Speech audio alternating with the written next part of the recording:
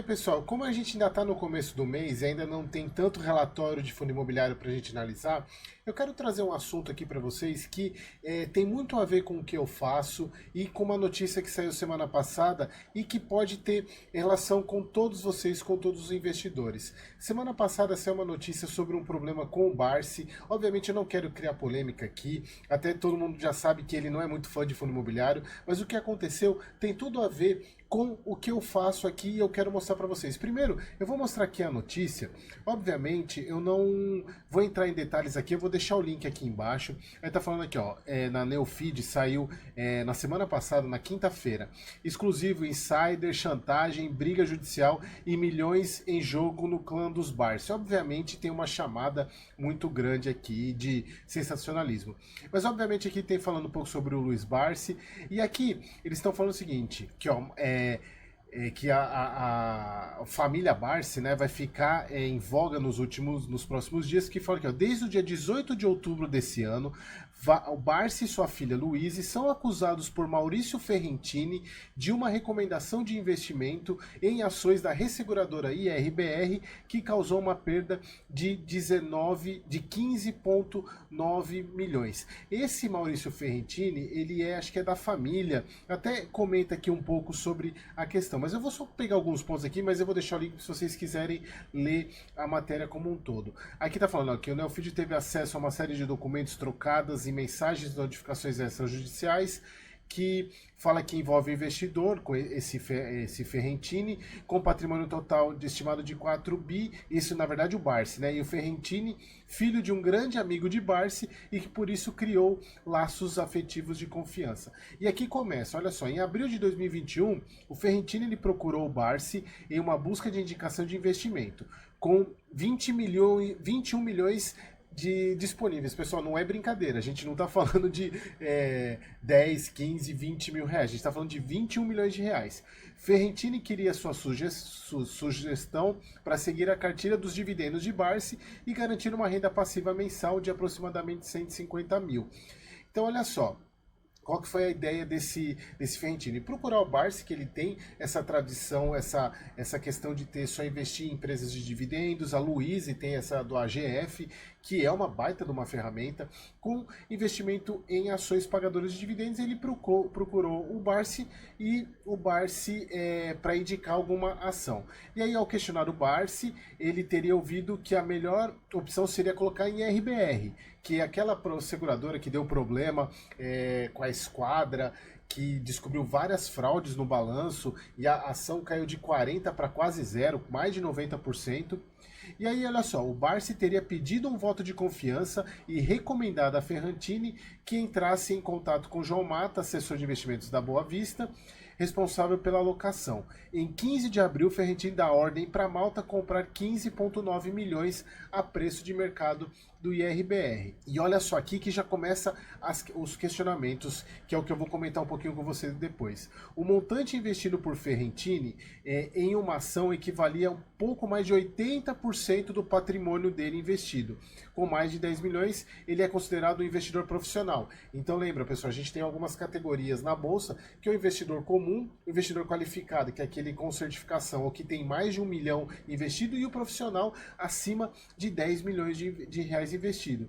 Então, ele assina esse termo na comissão de CVM, que tem amplo conhecimento da estrutura de mercado de capitais e capacidade de tomar as suas próprias decisões. Então, ele mesmo assinou. Aqui já vai ser um ponto que já eu vou comentar sobre isso também. Olha só, dia 15 de abril de 2001, a ação de RBR estava sendo negociada a 187,50. Obviamente, eu não tô, porque teve a questão do desdobramento de 30 para 1, eles pegaram o valor de hoje e transportaram para o valor que estava na época. Se pegar o valor de hoje, com esse agrupamento que a ação fez de 30 para 1, ela estava sendo negociada a 187,50. Olha só, Ferrentini entendeu a estratégia a longo prazo. Olha só, e aí mais no início de 2022, quando a ação caiu para menos de 100, ele passou a questionar o assessor e o Barsi sobre o desempenho da companhia. Aí começa a falar da questão da troca de mensagens. Ó, o Barsi disse para ele ficar tranquilo, que a empresa ainda estava em processo de ajuste e que ele mesmo estava comprando mais ações. O Barsi, só para vocês terem uma ideia, ele detém 1,24 milhão de ações de IRB, o que equivale a 1,5% do total emitido pela resseguradora. Ele é basicamente o maior investidor pessoa física dessa empresa. Olha só, começa os problemas, né? Eles falam das trocas de mensagem. Malta, que é o assessor, disse para a Ferrantini: sim, realmente é uma situação muito difícil, não sei nem o que dizer, fico chateado por não ter me intrometido, porque geralmente não deixa um cliente comprar um papel só. Já começa por aí.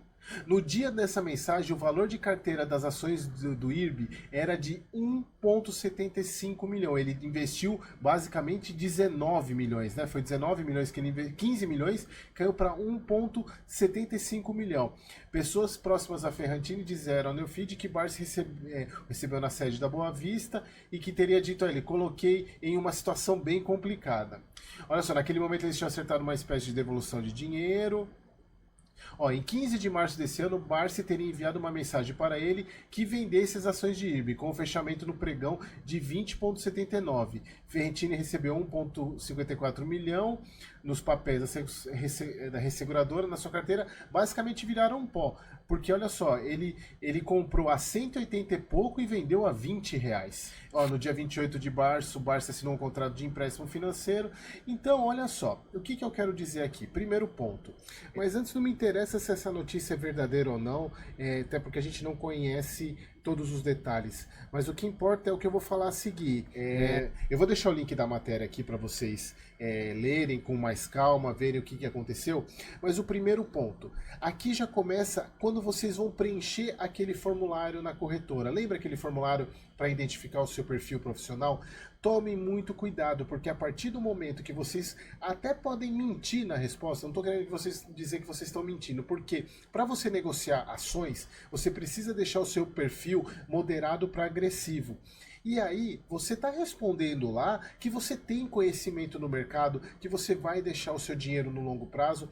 Então, tomem muito cuidado, já começa por aí, porque a partir do momento que vocês assinam aquilo, como foi o caso dele, que assinou o fato dele ser um investidor profissional, que ele não pode responsabilizar ninguém pelas decisões, porque ele alega ter conhecimento. Então, esse é o primeiro ponto. Tomem muito cuidado na hora de vocês estarem preenchendo o seu formulário. Segundo ponto, a questão da concentração. Pessoal, 80% do patrimônio em uma única empresa, e ainda mais uma única empresa que está passando por reestruturação, como foi falado para ele, beira a loucura fazer isso. Por mais que seja o Barsi, pode ter sido o Papa falar. Pessoal, nunca façam isso. Obviamente, a gente até fala que você não precisa também investir um monte de ações a ponto de pulverizar a sua carteira, que acaba que a média vai ficar no mesmo nível que é o índice. Mas, pessoal, o mínimo de diversificação vocês vão precisar fazer é a diversificação em ações, vocês vão diversificar em renda fixa, em fundos imobiliários, uma parte no exterior também, não 80% num ponto só. E o ponto mais importante que eu queria trazer para vocês, que é a questão da dica. Primeiro, pessoal, eu não estou falando aqui do Barsi. O Barsi, ele é o maior investidor brasileiro, ele é o maior investidor na pessoa física, na bolsa. Como vocês viram, ele tem mais de 4 bi de patrimônio.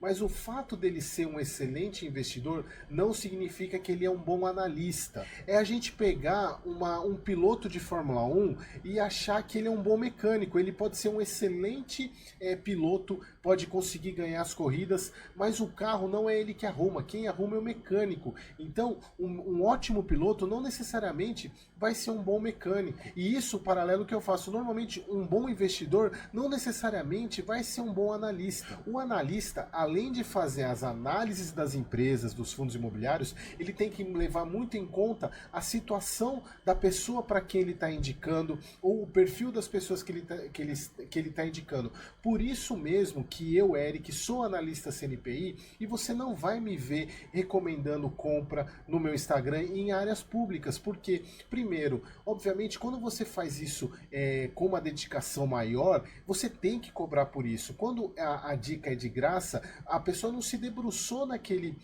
ativo, naquela carteira, com a necessidade e a expectativa que o cliente gostaria que fosse. Então, obviamente esse trabalho ele precisa ser remunerado. E além disso, não somente a questão da remuneração, vocês não vão me ver, como eu falei para vocês, indicando, fazendo recomendação de compra, falando sobre se aquele ou aquele fundo imobiliário é bom ou não, porque eu preciso conhecer a pessoa. Tanto é que eu só faço recomendação de compra para ativos, principalmente para fundos imobiliários, que é o que eu tenho expertise, para os meus alunos, porque antes deles saberem identificar e eu passar para eles preços de compra, eu preciso conhecer cada um deles, eles vão fazer a minha mentoria, vão sair da mentoria sendo especialistas em fundos imobiliários, porque é uma das garantias que eu tenho na minha mentoria, só assim para eu poder passar um preço para eles de compra, fazer uma análise para eles, e inclusive eu faço análise da carteira de cada um deles, eu pego, vejo qual que é a perspectiva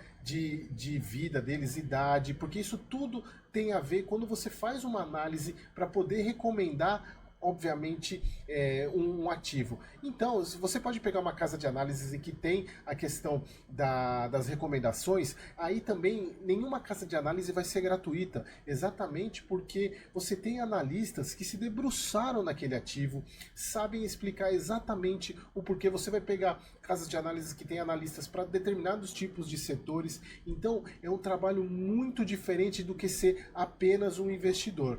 E aí, se a gente for pegar, por exemplo, o caso desse Ferrantini, que tinha 15 milhões de reais, obviamente eu não falaria para ele aplicar todo o seu patrimônio numa ação. Eu faria a distribuição em fundos imobiliários, faria em ações. Obviamente, eu não colocaria em uma ação tão arriscada assim, principalmente porque você está indicando para uma pessoa. E aí que tem um ponto que é muito importante, que talvez, que inclusive aconteceu muito, muitas pessoas investiram no IRB por causa do Barsi. Viram o Barsi comprando, vou comprar também. Pessoal, o que é a porcentagem que o Barsi tem no IRB relacionado ao patrimônio dele? É praticamente nada. Isso a Luíse fala bastante, que as pessoas não deveriam seguir o Barsi em relação ao que ele faz, porque ele investe nas empresas. Pra gente, ele investir 100 milhões numa empresa é muito, mas isso é muito pouco do patrimônio dele. Como vocês sabem, eu falei para vocês, ele tem mais de 4 bi de patrimônio. Então, não sigam esse tipo de informação. E aí, voltando, obviamente eu falaria para esse rapaz, ele investir uma parte em renda fixa, investir em fundos imobiliários, por ser uma quantia grande, investir em ações, colocar um pouco do dinheiro fora do Brasil, comprando alguns ETFs, porque obviamente, e até pensando na carteira dele, porque a gente viu lá, ele ia investir 15 milhões e ia querer ter 150 mil. Ele estava querendo basicamente 1% ao mês de retorno, o que é muito difícil você ter isso de maneira mais segura. Mas com fundo imobiliário, tranquilamente,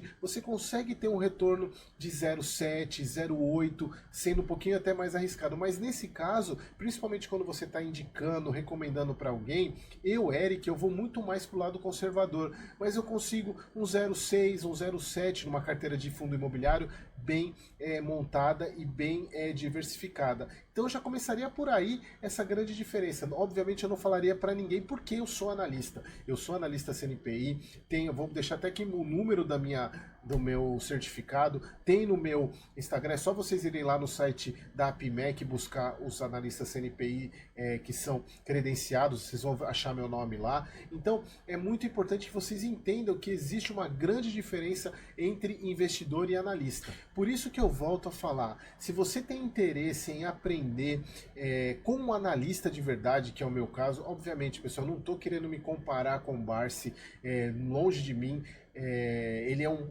espetacular investidor, mas pessoal, não sigam dicas de pessoas que não têm proficiência e formação e habilitação legal para isso. Sigam apenas, ou escutem, ou peguem recomendações apenas de quem é analista CNPI. A gente tem vários no mercado, são muito bons, então tome muito cuidado. E outra coisa, se alguém te indicar alguma coisa de graça, não se assuste, o produto é você. Então sempre que você estiver tendo uma recomendação gratuita, por exemplo, aquele assessor que te recomenda um baita do investimento, certamente o produto é você, porque ele vai estar ganhando comissão em cima de você. Então não é isso que eu falo da questão do preço. Obviamente, pessoal, o trabalho ele precisa ser remunerado até para que o profissional ele coloque dedicação naquilo, porque existe uma coisa chamada custo-oportunidade. Esse profissional ele precisa estar sendo remunerado para poder prestar um serviço, senão ele estaria fazendo outra coisa. Então, pessoal, tenham isso em mente.